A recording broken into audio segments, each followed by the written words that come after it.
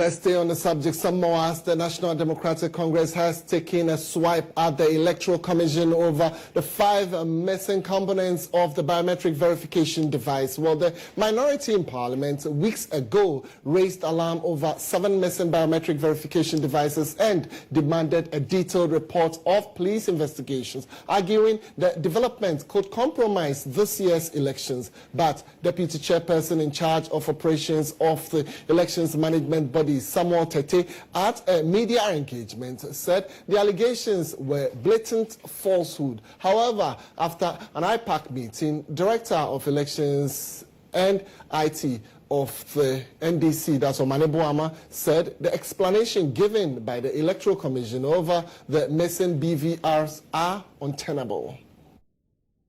Though the New Patriotic Party appears satisfied with the explanation of the Electoral Commission on the issue of the missing BVRs, the National Democratic Congress says that explanation is unacceptable. So let's separate the BVDs from the significant component of the BVRs that got stolen from the headquarters of the EC.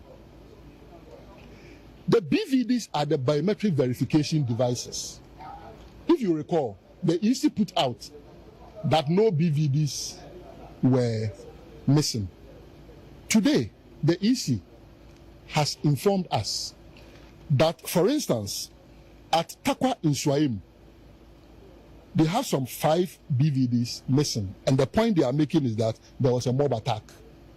That can be investigated. But at least this confirms that some BVDs are missing. Okay? This should tell us that there are more questions than answers. Director of Elections and Research of the governing New Patriotic Party, Evans Dimacon, however, said the New Patriotic Party is satisfied with the explanation of the Electoral Commission. This whole alleged issue of missing BVD, BVR, the EC has explained to political parties that yes, in some of the areas, their offices were attacked and their machine got either missing or stolen or taken away or vandalized, and so that's about it. But main mention to for here at the headquarters, 5 of their laptops, which is part of the BVR components, were stolen. For us as New Patriotic Party, that is not what we are looking at. We are looking at EC making sure that people who have to be registered are registered according to the laws of the country. The National Democratic Congress is therefore asking the Electoral Commission to provide answers to their questions or face their wrath. Reporting for GH1 News, Obed Kingaglo, Electoral Commission, Accra.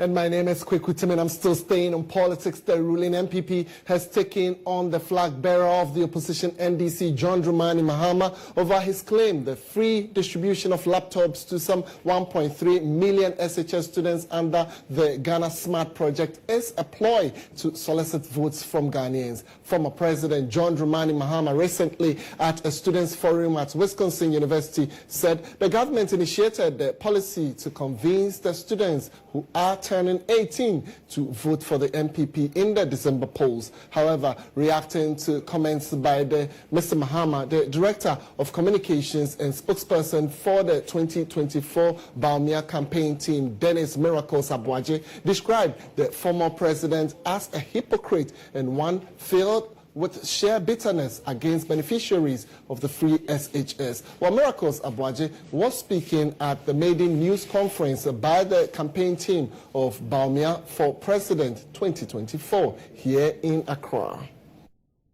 Want to ensure that every Ghanaian child, even at the age of the junior high level, is able to follow their passion from the get-go. His philosophy is that no child should be left behind because of money in the pursuit of education. It is the surest way to allow every child to dream and aspire to be great. It is quite evident that a recent barrage of attacks on the free SHS policy and its beneficiaries, the Kufado graduates, by the NDC's perennial flag bearer, the failed, corrupt and incompetent former president, it is evident that he is doing all of this out of sheer envy, bitterness and hatred towards these promising young Ghanaians and young children, not because of anything, but simply because he'd never expected it to be a reality. Back in the days when the NPP's flag bearer was championing the cause for free SHS as far back as 2008, the NDC was staunchly opposed to it, casting doubts on its feasibility and effectiveness. They even went as far as launching about 40 TV adverts. Fellow Ghanaians, 40 TV adverts were run against a policy that was only being proposed as far back as 2008. They labeled the free SHS policy as an all-lie-be-lie promise. However, the successful implementation of the free SH policy in 2017 clearly has brought about monumental changes and advancements in our secondary education system, and that is shown in the quality of children we are churning out. I think we should remind ourselves just a little bit about what we experienced in 2008. All right, so give me the opportunity because I want to stay on the press conference for some time. My colleague Joshua Nana Kwame Ayera was at the press conference. He joins me right here in the studio. Joshua, a very good evening to you. Thank you for joining me tonight. So let me find out, away from issues on laptops and responses that are coming, can you share with us some other issues that were raised? Great. So, Koko, you do recall that just a couple of weeks ago, sometime in March 20th or 25th, the governing New Patriotic Party, led by the President Nana Addo Dankwa Akufo-Addo, launched the Smart Ghana project, which was also to actually enhance e-learning and, of course, digitalization by providing laptops to 1.3 million students within the pre-tertiary education level. That subsequently got the flag bearer of the opposition, NDC, talking about it, and his position or his opinion of the policy or program was that, look, this seems to be a ploy by the governing party to now solicit votes from just the new voters who just turned 18, and that is nothing new. But that is what the campaign team of the flag bearer of the NPP also raised concerns that the former president in 2016 equally made a promise on this particular matter, that he was also going to distribute laptops where it is going to include or eliminate the physical hard copy textbooks and also give out past questions, also all going to be incorporated into that laptop. And so if you come back, exactly, in your 2016 manifesto was in there. So if you come back around to tell us that this activity or this initiative that the MPP is carrying out is actually a ploy to solicit votes, then you are being a hypocrite. So they did not, or he, that is Miracles Abuaji, spokesperson for the 2024 Baumia for President campaign team, actually indicated that, look,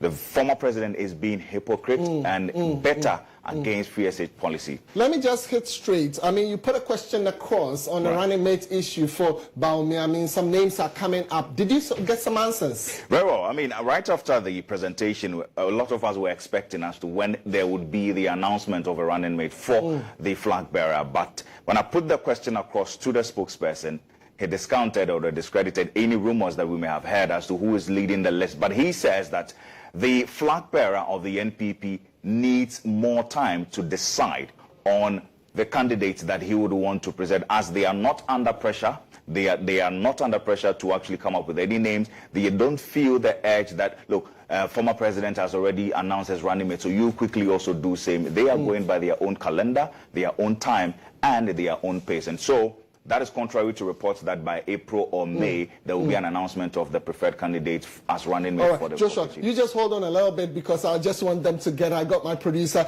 get that particular part of the bite for you. So let's listen to Miracle Abuaji. The incompetent, corrupt former president only nominated his running mate 2-3 weeks ago, barely a month. I mean, you all know, meanwhile he was elected a year ago, somewhere May 23rd. And you never asked him for almost a year when he was bringing his running mate. Dr. Mahmoud Bawumia was elected barely 6 months ago, or about 5 months ago. Let's give him time. I mean, when was he himself nominated in 2008 as Fred Barrier? In August. He was nominated in August 2008 to become a running mate to Nana Dankwa Akufo-Addo. So for us in the MPP, we are not running behind time. We are not running against schedule. We are on time. We are within our own calendar. We know what we are doing. At the right time, the flag bearer will nominate his running mates, and it will be one that will complement him, one that would complement his strengths and weaknesses, one that will bring to bear and enhance the chances of the MP. All right, so you got the updates right there. Joshua, I could say a big thank you to you, but I'm looking forward to, in our subsequent bulletin, getting the first updates on creative SHS that is put up. So we'll shelve it for some other time. We'll move on to some other